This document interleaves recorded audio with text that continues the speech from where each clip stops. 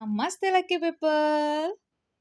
SQL MySQL database management system తెలుసుకున్నాం కదా. ఇప్పుడు టైప్స్ ఆఫ్ డేటాబేసెస్ అనమాట. Databases comes in various types, each design to handle different kinds of data and can use cases. మీకు already నేను చెప్పాను, buses, trains, employees, students, అట్లా different types of datas అని ఉంటాయి కదండి.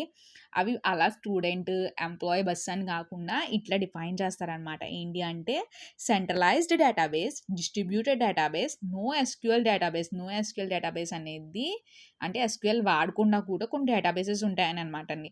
Cloud database, relational database, network database, object oriented database, hierarchical database. ఇవన్నీ డెప్త్గా నేను చెప్తాను. జస్ట్ ఈ నేమ్స్ అనేవి నోట్ చేసుకోండి. నోట్స్ ప్రిపేర్ చేసుకోకపోతే నేను తర్వాత మీకు ఏం గుర్తుండదు. మన రైటింగ్ ద్వారానే ఏదైనా ఉంటుంది. ఓకేనా? అంటే మీకు చెప్పాను కదండీ! నోఎస్‌క్యూఎల్ డేటాబేసెస్ కూడా ఉంటాయని. నార్మల్‌గా డేటాబేసెస్ అనేవి 2 టైప్స్ అనమాట. ఒకటి రిలేషనల్ డేటాబేస్, ఇంకోటి నాన్ రిలేషనల్ డేటాబేసెస్. అంటే ఇప్పుడు టేబుల్స్ ప్రకారం చేయాల్సినవి ఉంటాయి. అంటే ఇప్పుడు స్టూడెంట్ ఐడీ, కాలేజ్ నేమ్ అట్లా అవన్నీ ఒక టేబుల్ ఫార్మాట్‌లో ఉంటేనే మనకు అర్థమైతది.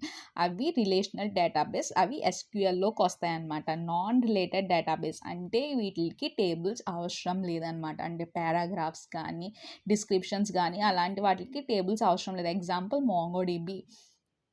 ఇది మాంగోడిబి అనేది ఎస్క్యూఎల్ కంప్లీట్ అయినాక నేను మాంగోడిబి కూడా స్టార్ట్ చేస్తాను.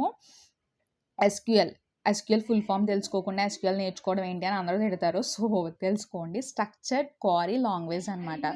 మళ్ళీ చెప్తున్నా, స్ట్రక్చర్డ్ క్వరీ లాంగ్వేజ్. ఓకేనా? నెక్స్ట్ ఎస్క్యూఎల్‌లో మనం వాడే సమ్ ఇన్స్ట్రక్షన్స్ గురించి చూద్దాము. ఇది చాలా ఇంపార్టెంట్ అండి. సి అంటే create, read, update, delete. CRUD మర్చిపోకండి.